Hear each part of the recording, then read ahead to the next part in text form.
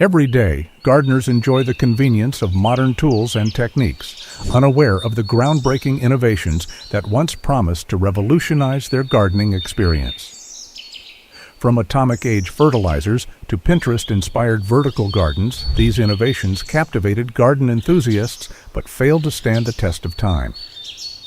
But how could seemingly brilliant ideas turn into forgotten relics? Join us as we explore 20 gardening innovations that did not stand the test of time. Radioactive fertilizers. Perhaps the most dangerous failed gardening innovation of the 20th century was radioactive fertilizers, sold in the 1950s. Capitalizing on the atomic age fascination with radiation, these products contained small amounts of radioactive materials like uranium or thorium, claiming to energize soil and stimulate plant growth through atomic power. With names like Atom Grow and Radio Grow, these products were marketed as cutting-edge science that would revolutionize home gardening. The packaging often featured atomic symbols and images of giant vegetables, promising yields that would be impossible with conventional fertilizers. Fortunately, most contained such low levels of radioactive materials that they were more fraudulent than dangerous. However, some did pose genuine health risks, especially with prolonged handling or if used on edible crops. As understanding of radiation hazards improved, these products were pulled from the market, though occasional unopened packages still turn up in old garden sheds. Chemical weed flamethrowers. In the 1940s, chemical weed flamethrowers promised a scorched earth solution to garden weeds. These propane-powered torches allowed gardeners to literally burn away unwanted plants with the pull of a trigger. Advertisements showed smiling homeowners effortlessly waving these fire-spewing devices across their immaculate gardens. The appeal was obvious. No bending, no pulling, no chemicals. Just instant weed elimination through the power of fire. However, the reality was far less impressive. Gardens frequently caught fire beyond the intended target, scorching prized plants and lawns. In dry conditions, these flamethrowers posed serious fire hazards, with numerous reports of garden sheds and fences going up in flames. By the 1950s, safer chemical herbicides had largely replaced these dangerous devices, though modern, more controlled versions have made a limited comeback for organic weed control on driveways and paths, far away from flammable garden beds. Lawn mower bikes. The energy crisis of the 1970s sparked creative solutions for reducing gasoline consumption, including the short-lived lawnmower bike. These contraptions combined a bicycle with a push mower, allowing users to pedal their way to a perfectly trimmed lawn while getting exercise. Manufacturers claimed these hybrids would revolutionize lawn care by eliminating the need for gas-powered mowers while providing a workout. Models ranged from simple attachments for existing bicycles to purpose-built machines with specialized gearing systems. In practice, these devices proved awkward and ineffective. The pedal power was rarely sufficient for thick grass, forcing users to make multiple passes over the same area. Steering was cumbersome, making it nearly impossible to mow in straight lines or navigate around garden features. By the early 1980s, most lawnmower bikes had been abandoned in favor of more practical equipment. Electrified plant growth stimulators. In the 1920s and 30s, several companies marketed electrical devices claimed to stimulate plant growth through mild electrical currents. These systems typically involved metal rods or wires inserted into the soil and connected to a low-voltage power source, supposedly enhancing nutrient uptake and accelerating growth. The scientific-sounding marketing materials cited obscure research and testimonials from gardeners who claimed dramatic results. Tomatoes twice the normal size, corn growing inches overnight, and flowers blooming weeks earlier than expected.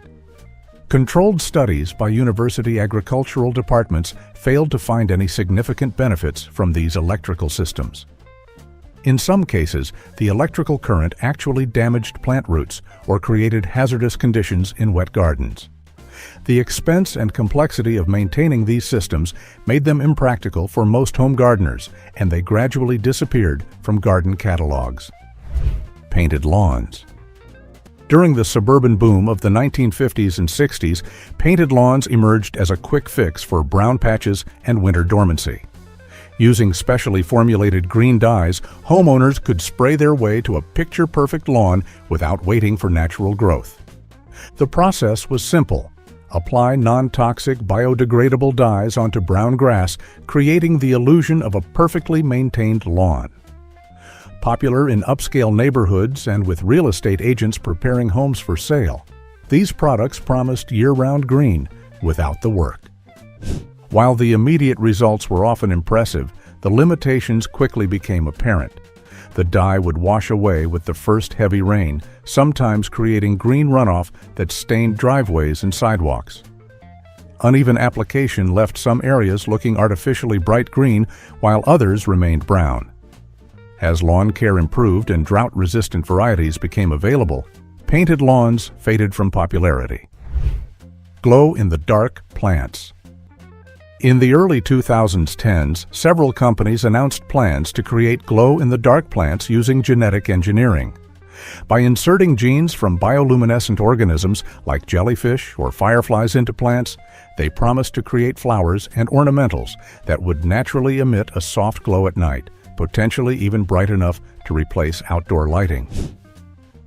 The concept captured public imagination and media attention. Crowdfunding campaigns raised millions from eager gardeners who wanted to be the first to have these futuristic plants in their gardens. The promotional images showed ethereal blue glowing roses and radiant garden paths lined with luminous plants. However, the technical challenges proved insurmountable for consumer products. The early prototypes produced only faint glows visible in laboratory conditions, nothing like the dramatic images in marketing materials.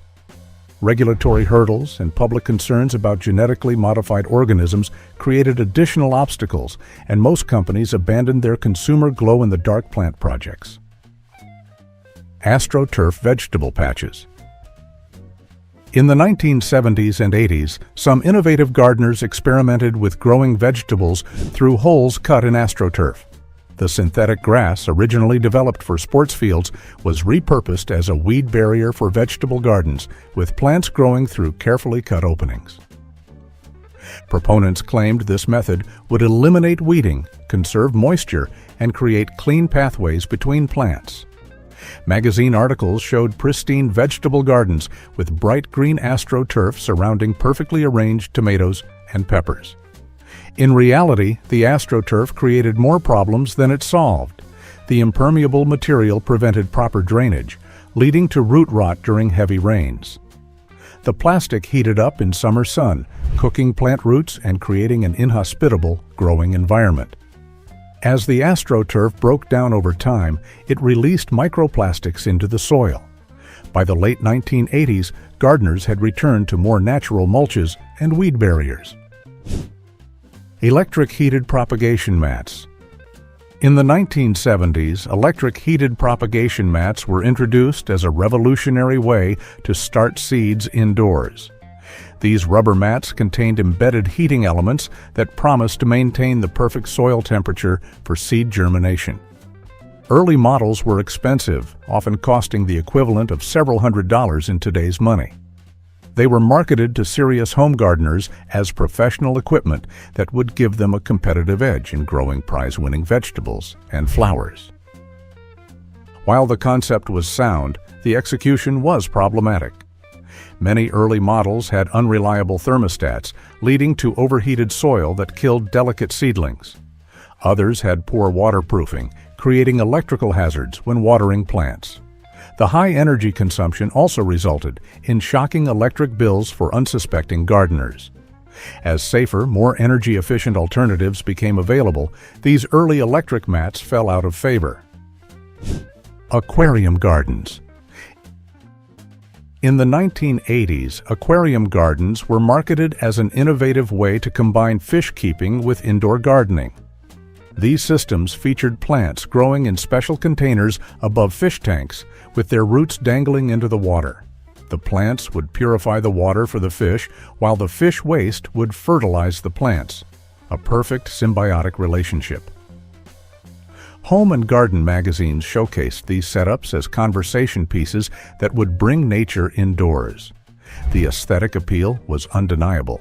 Colorful fish swimming beneath lush greenery, all in a compact, self-contained ecosystem. In practice, these systems proved challenging to maintain. The balance between fish waste and plant uptake was difficult to achieve, often resulting in either nutrient-starved plants or ammonia-poisoned fish. The lighting requirements for plants versus fish were often contradictory, and algae growth became a persistent problem. While modern aquaponics has evolved into a viable growing method, those early decorative aquarium gardens largely disappeared by the 1990s. Biodegradable plastic pots. In the early 2000s, biodegradable plastic pots were introduced as an eco-friendly alternative to traditional plastic nursery containers. Made from plant-based materials like cornstarch, these pots promise to break down naturally in the soil after planting, eliminating plastic waste and preventing root disturbance during transplanting. Garden centers embraced these green alternatives, often charging premium prices for plants grown in these innovative containers. The marketing emphasized their environmental benefits and convenience. Just plant the whole pot and watch it disappear. However, gardeners soon discovered problems.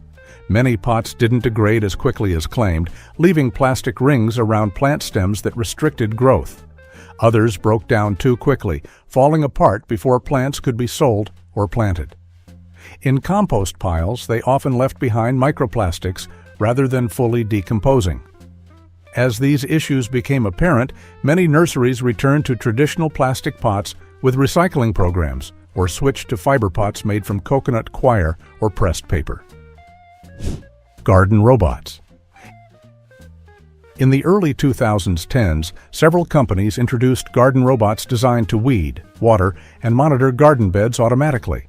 These battery-powered devices used cameras and sensors to identify weeds and remove them without damaging crops, promising to eliminate one of gardening's most tedious tasks.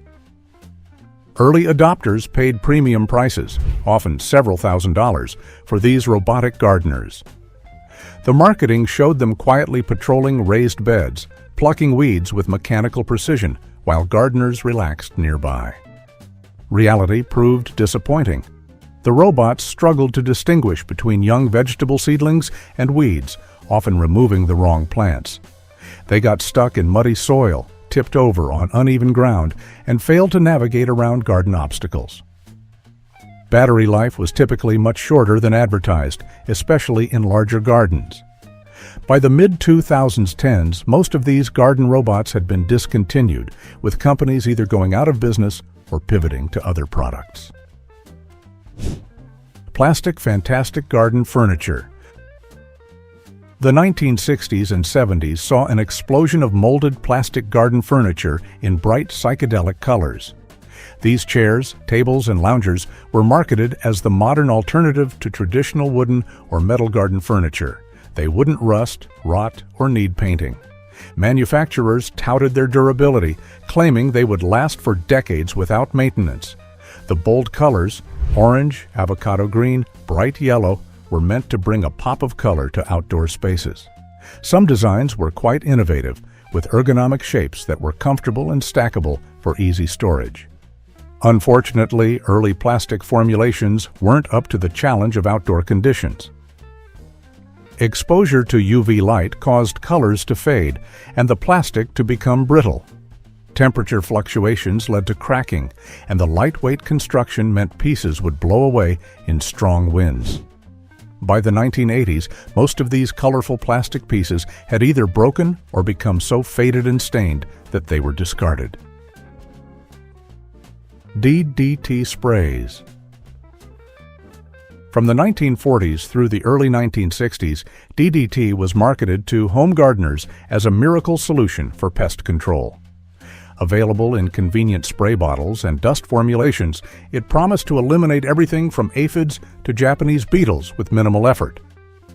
Garden magazines and seed catalogs featured advertisements showing housewives in dresses and pearls happily spraying DDT on their vegetable gardens. The chemical was promoted as safe enough to use on edible crops right up to harvest time, with some ads even showing children helping with application. The publication of Rachel Carson's Silent Spring in 1962 began to change public perception, highlighting DDT's devastating environmental impacts, particularly on bird populations. Research eventually linked the chemical to cancer and other health problems in humans. By 1972, DDT was banned for agricultural use in the United States, though not before millions of home gardeners had liberally applied it to their backyard produce. Automatic plant watering globes.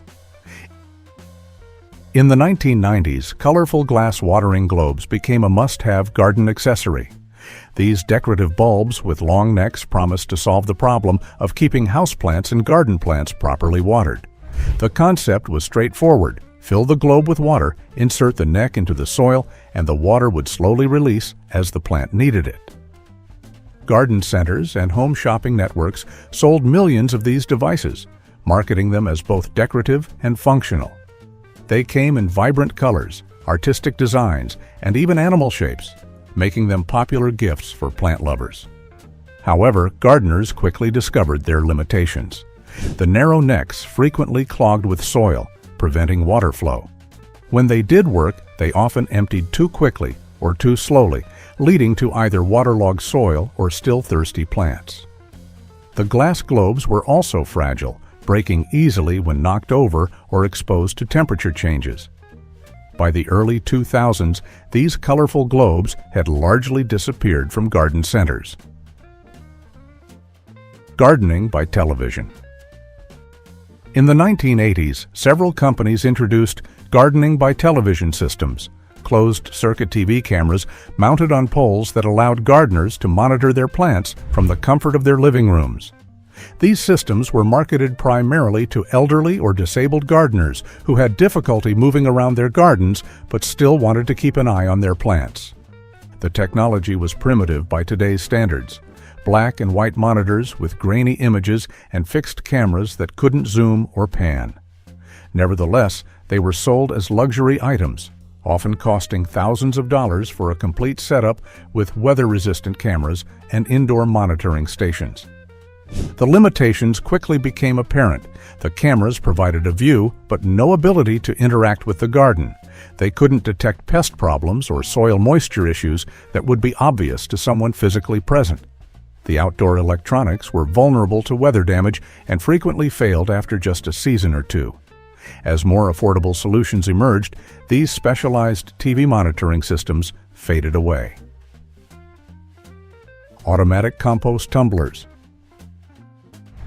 In the 1990s, automatic compost tumblers promised to revolutionize home composting. These motorized barrels would rotate automatically on a timer, eliminating the need to manually turn compost with a pitchfork.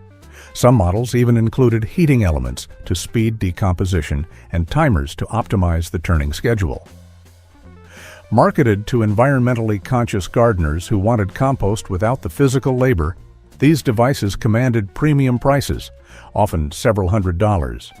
The advertisements showed them quietly turning yard waste into garden gold with minimal human intervention. In practice, these machines had numerous problems. The motors frequently burned out, especially when the barrel was fully loaded with heavy, wet materials. The mechanical parts rusted or jammed, and the heating elements created fire hazards when combined with dry materials. Many models were so loud during operation that they annoyed neighbors. As simpler manual compost tumblers became more affordable, the motorized versions gradually disappeared. Ultrasonic pest repellers.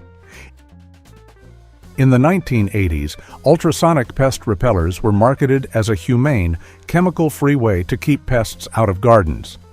These devices, which plugged into outdoor electrical outlets or ran on batteries, claimed to emit high-frequency sound waves that were unbearable to rodents, moles, rabbits, and insects, but inaudible to humans. Garden supply catalogs and late-night TV commercials showed thriving gardens protected by these electronic guardians. The appeal was obvious. No more toxic chemicals, no more traps, just a simple device that would create an invisible force field against garden pests. Scientific testing, however, revealed major flaws.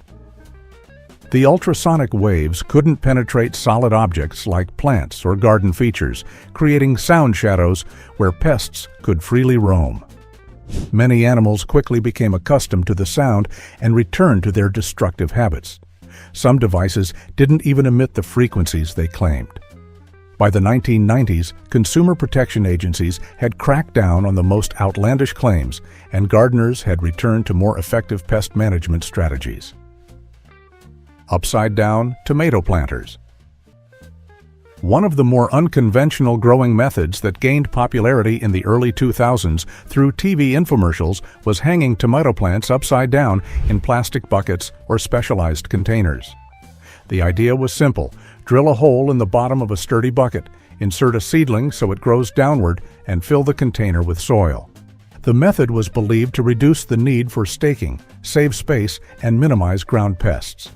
Watering was done from the top, and gravity helped pull nutrients down through the root zone. It looked strange, a tomato plant hanging like a chandelier. But for people with limited garden space or a love of experimentation, it seemed worth trying. However, these planters had several drawbacks. The limited soil volume often led to dried-out plants, especially during hot summer days. The weight of a fully grown tomato plant with fruit made the containers unwieldy and prone to toppling over in strong winds. Additionally, many gardeners found that the yields were disappointing compared to traditional in-ground planting. By the 2010s, the upside-down tomato planter craze had largely faded, with many of these plastic buckets ending up forgotten in garden sheds or landfills. Hanging pocket wall gardens. The 2010s saw an explosion of vertical gardening ideas on Pinterest and Instagram, with hanging pocket gardens becoming particularly trendy. These fabric panels with multiple pockets promised to transform any wall or fence into a lush vertical garden, perfect for small spaces like urban balconies or tiny backyards. Social media was filled with stunning images of these living walls overflowing with herbs, strawberries, and flowering plants. DIY versions using repurposed shoe organizers or specially designed commercial products became must-have garden accessories for the space-conscious gardener. In practice, these vertical gardens proved challenging to maintain. The small pockets dried out quickly, requiring constant watering that often led to messy drips and water damage on walls. The weight of soil and mature plants frequently caused the fabric to sag or tear, while the limited root space stunted plant growth. Plants at the top often thrived, while those at the bottom languished in compacted, poorly drained soil. While vertical gardening continues in more sustainable forms, those fabric pocket gardens that dominated Pinterest boards have largely disappeared from actual gardens. Miracle soil additives. During the 1980s and 90s, garden centers and TV infomercials were filled with products claiming to be miracle soil additives. These powders, pellets, and liquids promised extraordinary results. Plants that grew 3 times faster, vegetables twice as large, and flowers that bloomed longer than ever before. With names like Super Grow, Miracle Bloom, and Garden Magic, these products were marketed with before and after photos, showing stunted plants transformed into lush garden superstars. Some claim to contain secret formulas or ancient wisdom that modern science had overlooked. Gardeners spent millions on these additives, hoping for the garden of their dreams with minimal effort.